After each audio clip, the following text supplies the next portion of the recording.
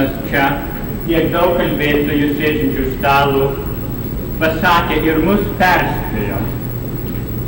Sako, tik jūs visko nepasakyti, kad man dar liktų, kas pasakyti per pamokslą.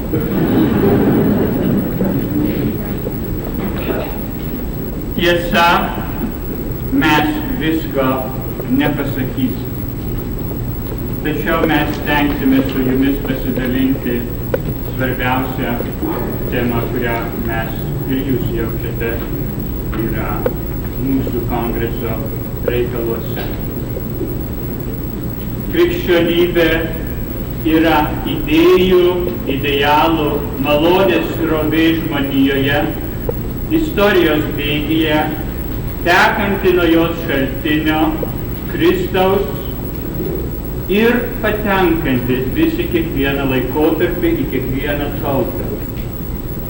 Ir toji srovė yra patekusi į mus, į lietuvių tautą ir išsireiškianti gaivalingiausiai pačiuose ateitininkuose. Tačiau visada kiekviena srovė gali išsisemti ir yra reikalinga atsigaivinimo. Tas buvo visada jaučiama ateitininkų tarpe. Ir šis simpoziumas yra tokio reikalo išdava. Gyvoji dvasia, kelias į krikščionišką atsinaujinimą. Simpoziumo tikslas yra Sovietų sąjunga. Taip pat yra mūsų tikslas pažvelgti dabartinės sąlygas po antro Vatikano suvažiavimo į tolimesnes atsinaujinimo galimybės ateityje ir pagaliau padaryti išvadas. Mūsų simpoziumas yra ne tai vien idėjinis, kiek yra daugiau tikrai kaip banga, kuri yra prasidėjusi jau prieš kongresą, turi šičia pasiekti savo tam tikrą viršūnę ir naujai nutarti, ką mes darysime toliau. Simpoziumo dalyviai.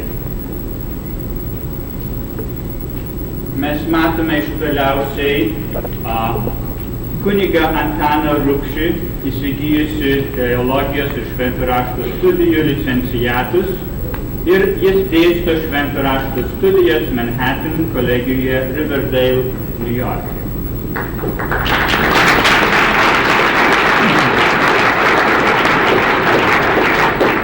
Sesuo Onutė Mikailaitė, priklausanti nekaltai pradėtos Marijos seserų kongregacijai, baigusi teologijos studijas magistro laipsnių, redaguoja Eglutę ir yra išleidusi poezijos knygą Šiapus jūros, lietuvių rašytojų draugijos narė, tačiau jos svarbiausioji specialybė yra teologija.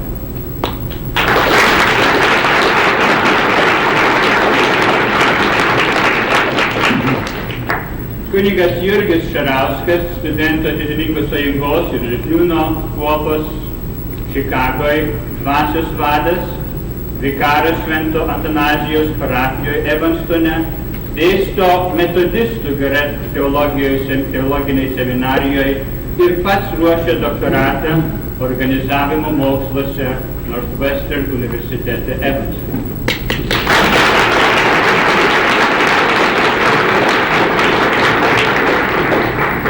Tai yra pagrindiniai simpozijai.